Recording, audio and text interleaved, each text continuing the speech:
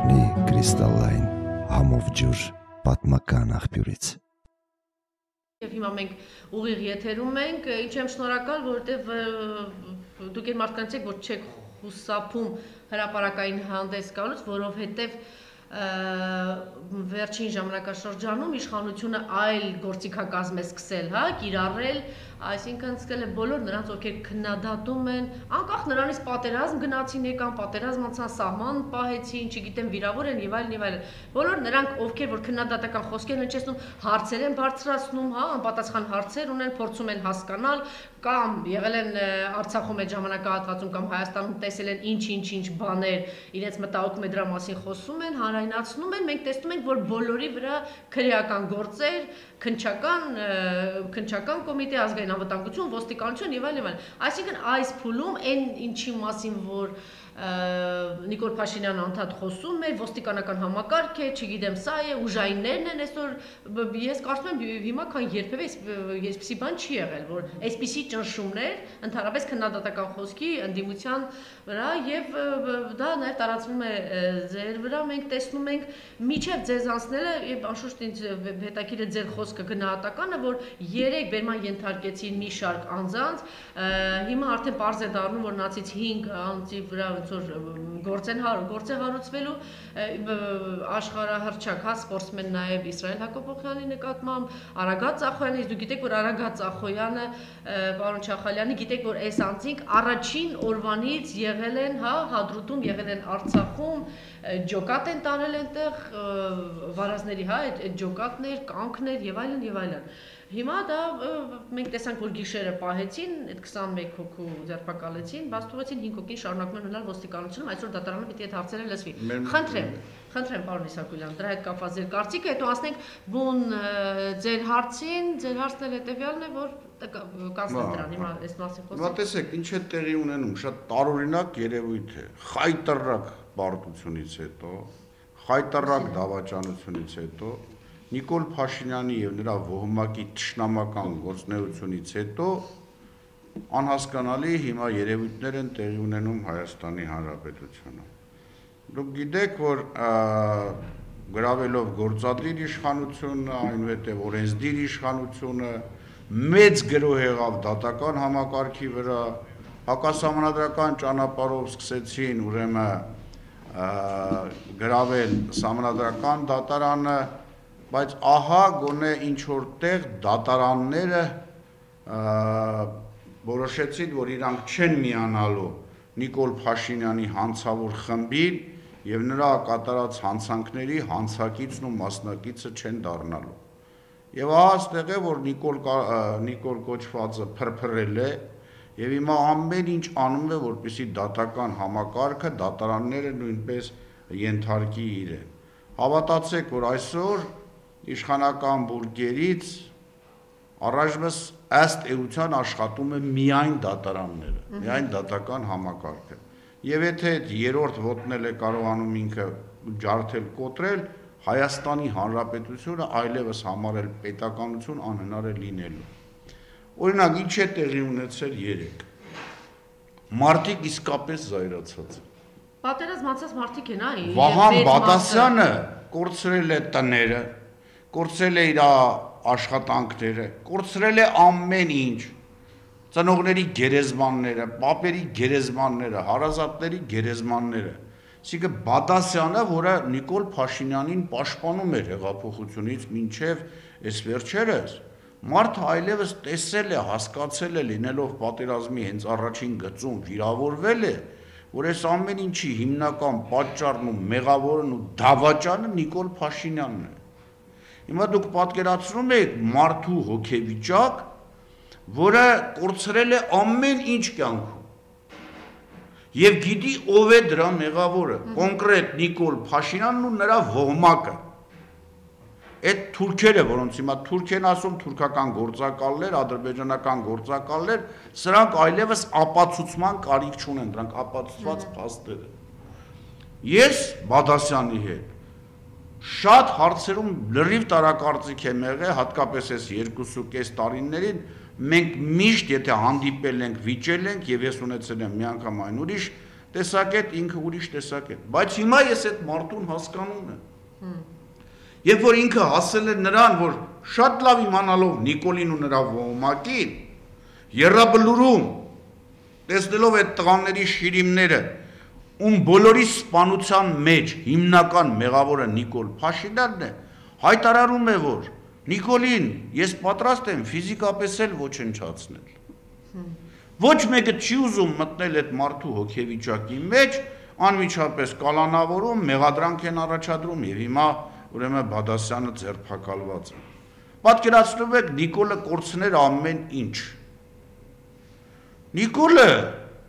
դղյակ որտեղ պետք է գնար ապրելու, չէ 2 միլիոն $2 փող ծախսեր, որ գնար մաքուր տեղ, կնիկը պետք է բունկերներում ման գար, աղջիկը պետք է այս զոհերից հետո գնար լեզուն Մոսկվայում աներ ու տարբեր բաներ լպստեր ու առանց ամոթի գցեր դա իր Facebook-յան էջ։ Իսկ Բադասյանը կորցրել է ամեն ինչ, այլևս կորցնելու բան չունի։ Ոնց կարելի է նման մարդու ձերբակալել կամ կալանավորել, չհասկանալով, որ այդ մարդը աֆեկտի տակ է։ Եվ այդ աֆեկտից ինքը դուրս կգա թե ոչ մեկը չգիտի։ Այսինքն այդ մարդը այն վիճակում է, կամ կիսախանգարված, կամ աֆեկ, կամ չգիտեմ ինչ, պետք է այն մարդը կորցրել է իր ամբողջ կյանքի, իր պապերի, իր հայրերի, իր որդիների ստեղծածը, կորցրել է իր ծնողների գերեզմանը։ Հիմա այդ մարդը, ասում իմացել է ով է արդեն մեղավորը, մարդ, որ պաշտպանում էր Նիկոլին, բայց հասկացել է, որ հիմնական մեղավորը Նիկոլ Փաշինյանն է։ Հիմա դուք այդ մարդուն, այն քննիչը, այն դատախազը, հիմա այն դատավորը, որ պետք է նայի Վահանի աչքերին Բադասյան, ու ասի Վահան Բադասյան, ես քեզ կալանավորում եմ, ինչի համար։ Կամ նույն Արագած Ախոյանի, հիմա Արագած Ախոյանը, այսօր 44 օրվա ընթացքում առնվազն 100 անգամ մահատես է։ Ընկերոջը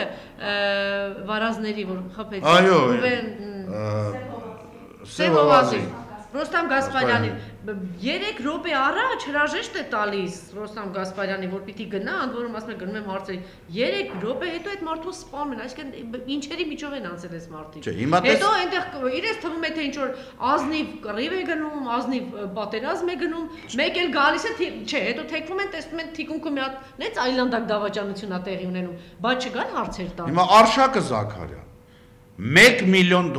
ավել փող էր ծախսել դադիվանքի հարևանությամբ սարքել էր հրաշալի տեղ, որտեղ հաց է զղտկվել Նիկոլ Թուրքը, Նիկոլ Դավաճանը թշնամին իր ոհմակ ընտանիքի հետ։ Հետո էլ դատի է տվել այդ մարդուն։ Տալոնը մի րոպե ուշացնելու համար, երբ որ ասել են, որ սարքը այս պահին չի աշխատում։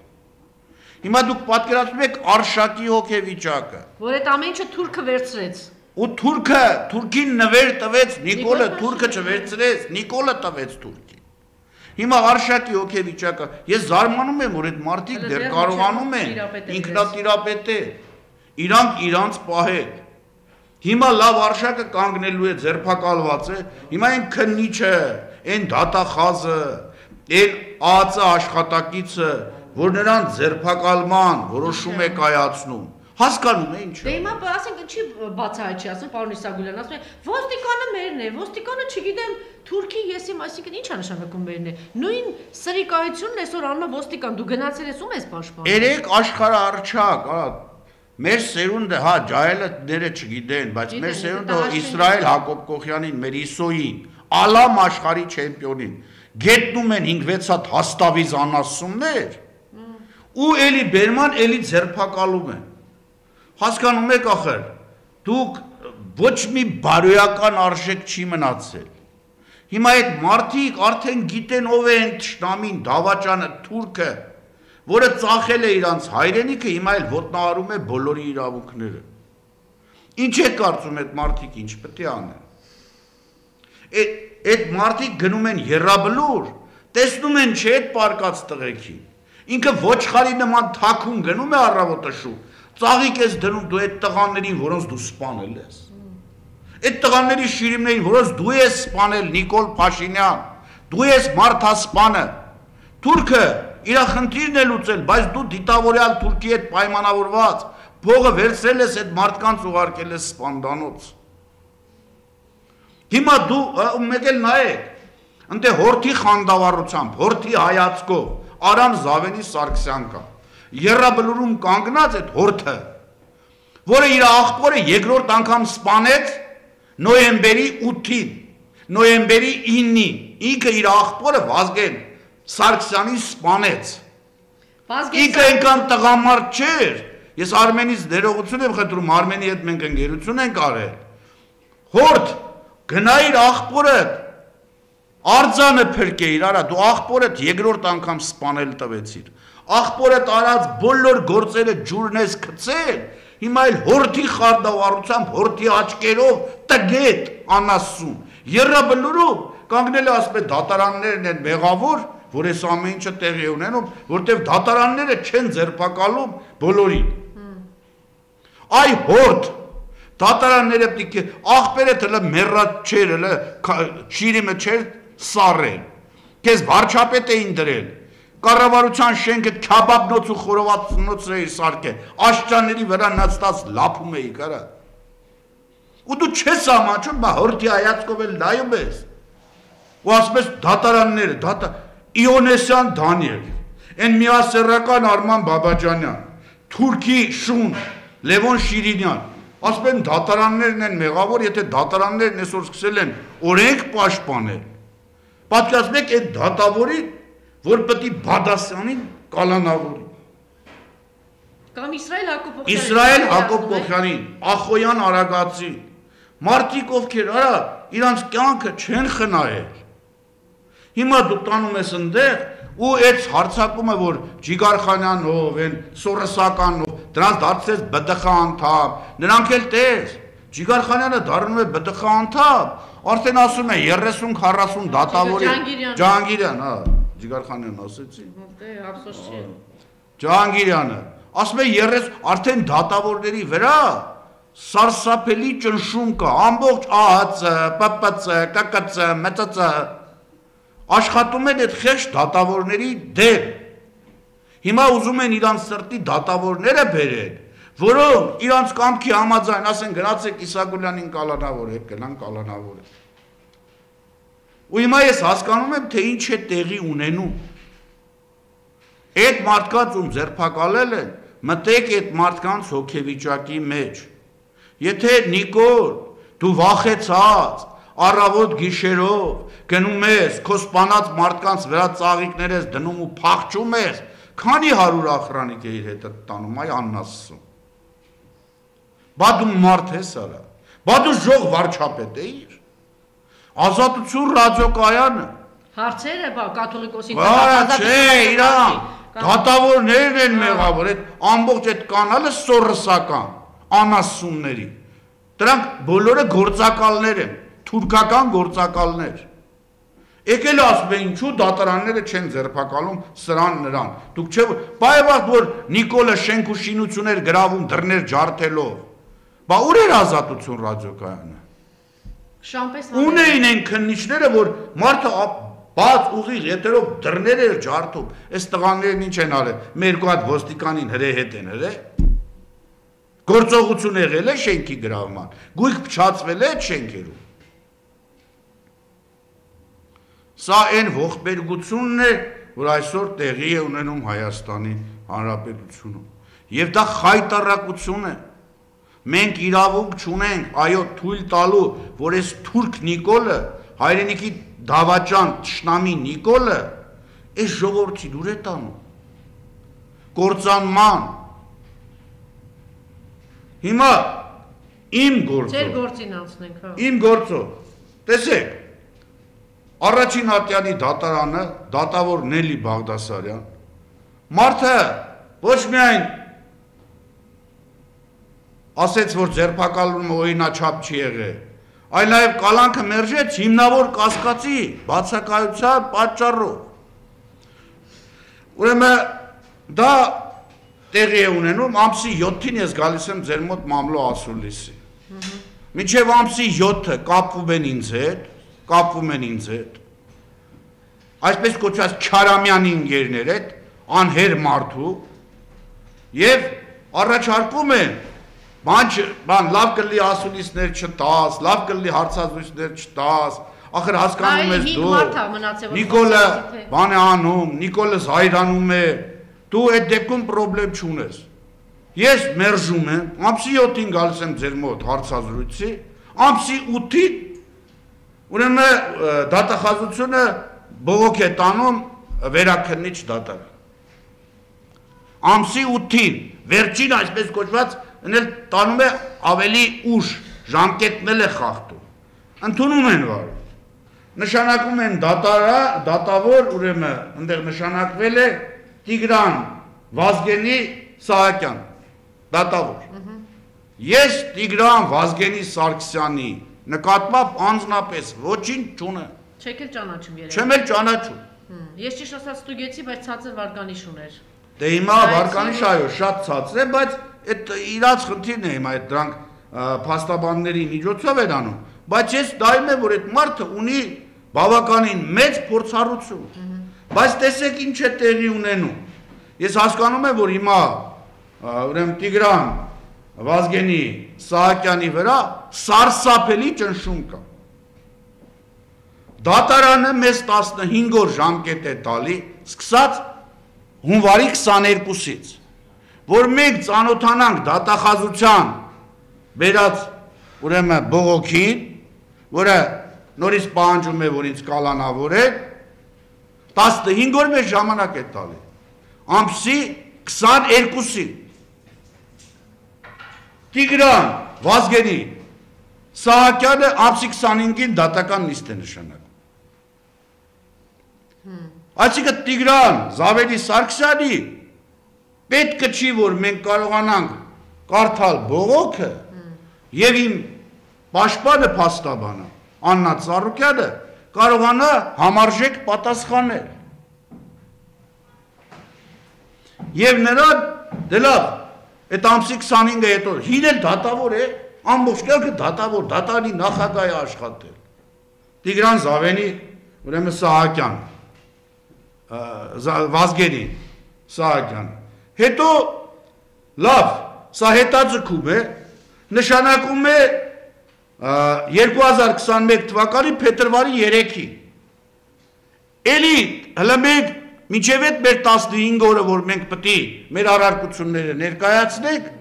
արդեն ամսի փետրվարի 3-ի ժամը 11-ին նշանակված է դատական նիստը։ Ես հարց եմ տալի Տիգրան Վազգենի Սահակյանին, հարգարժան դատարան, հարգելի դատավոր, ինչն է պատճառը, ով է ընկել հետևիցը, որ օր առաջ դատական նիստ է նշանակում, երբ որ դատարանը ինձ տվել է 15 օր ժամանակ, որ ես պատասխանեմ դատախազության ուրեմն այդ բերած բողոքի։ Հիմա այսօրը ընդ որում իմ պաշտպանը Աննա Ծառուկյանը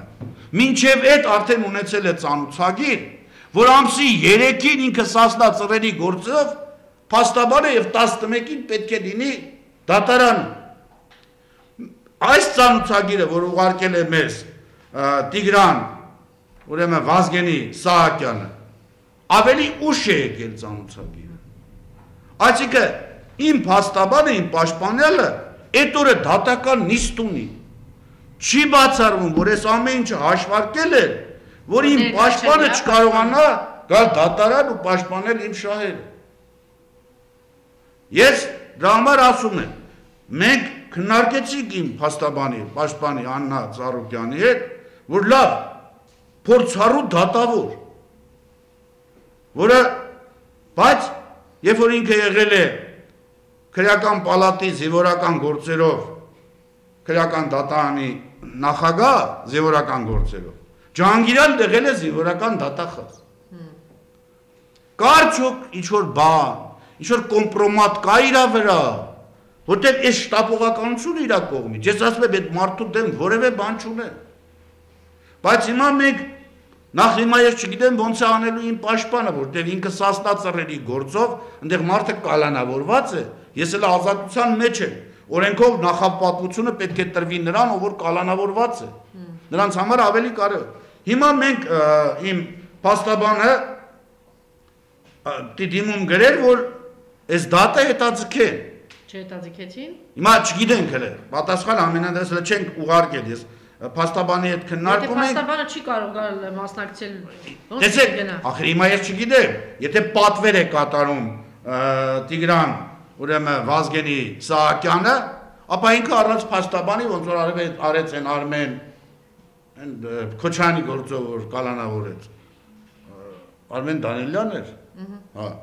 Ուրեմն կարա նրա նման առանց իմ պաշտպանի ներկայության, առանց մեր կողմին լսելու։ Դա հայտարարություն էր, դա բանը դատական համակարգում, հիշում եք ֆրանսիացի փաստաբանն ասեց, այսպիսի նոնսենս, չգիտեմ։ Դե հիմա ինչ իմանանք, այս պարագայում այդ նոնսենսը լինելու է, թե չէ։ Այսինքն ես դրա համար հանրայնորեն հարց եմ հնչեցնում։ Ուրեմն Տիգրան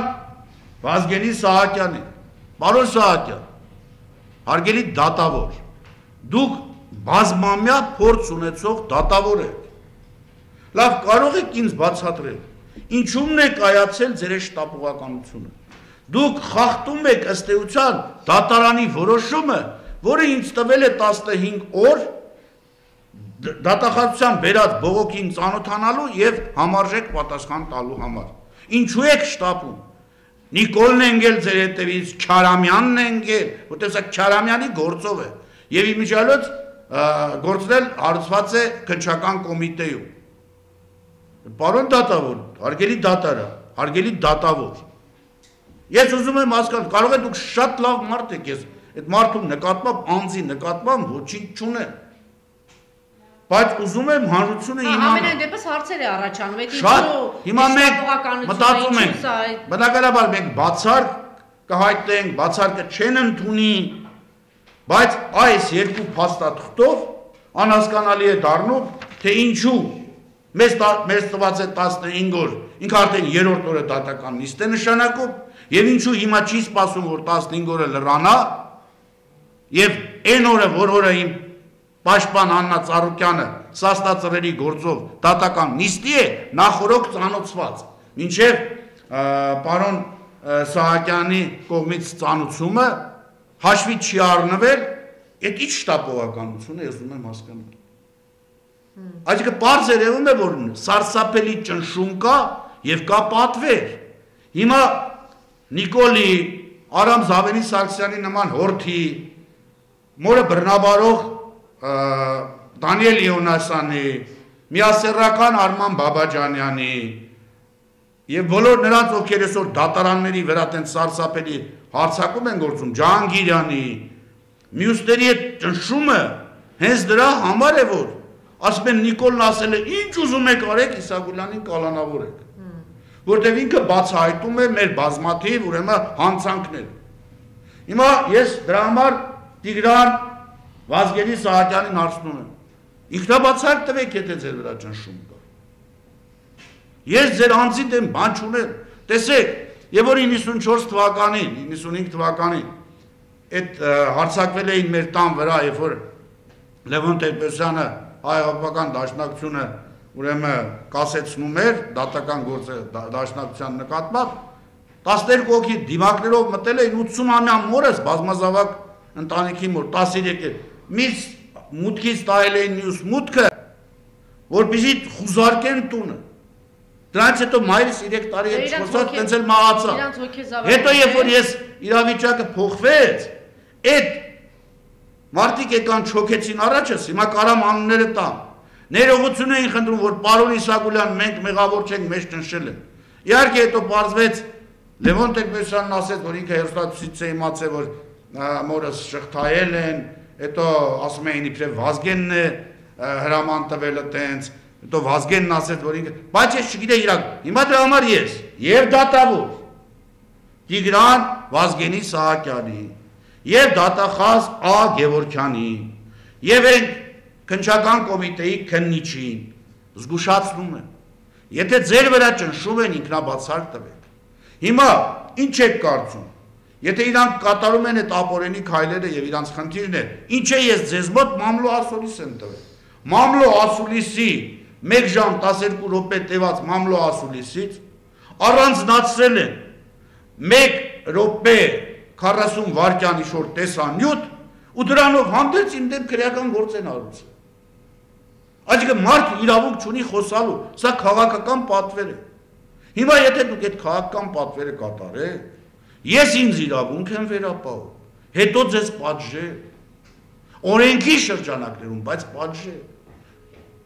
Այսինքն այս մարդիկ պետք է վերջապես հասկանան, որ թուրք, դավաճան, թշնամի, 7000 երեխու սպանած մարդուն չի կարելի ենթարկվել ու իր հրամանով աշխարհի, ալամ աշխարհի չեմպիոն, մարտական հրաշալի ուղի անցած, ամեն ինչը կորցրած մարդուն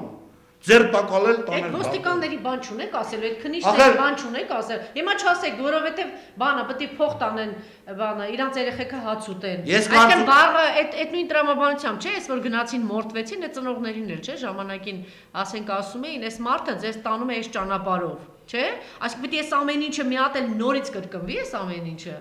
Այս մորթը քիչ է, այս ջարդը քիչ է, այդ ոստիկանների բոլորի նկատմամբ պետք է հետագայում քրեական գործ հարուցվի։ Եվ այդ բոլոր ոստիկանները պիտի դատվե։ Այն ժամանակ որ ասում էին ոստիկանը մերն է, ոստիկանը մերը չի։ Ոստիկանը այսօր ենթարկվում է թուրք թշնամի հայրենիքի դավաճան Նիկոլ Փաշինյանի։ Հասկանում եք, Վահան Բադասյանի հետ կապված ես շատ հարցերում իր հետ համաձայն չեմ եղել։ Բայց Վահան Բադասյանը կորցրել է այլևս ամեն ինչ։ Հիմա այդ աֆեկտի տակ ինչ ասեք կարա ասի։ Դուք չեք ամաչում նրա հայտարարության համար հերարավորելով, այդ բան Նիկոլը այդքան հայտարարություններ էր անում ժամանակին։ Շուշին ասում է թուրքերինն է, օրինակ, այդ ինչի չեն ձերբակալում։ Գլխավոր դատախազը իր վրա է զարմանում։ Ուրեմն այդքան հայտարարություն, այդքան իրան գրություններ են տանում։ Չէ, բայց մեզ դեմ որևէ մեկը չի բողոքել։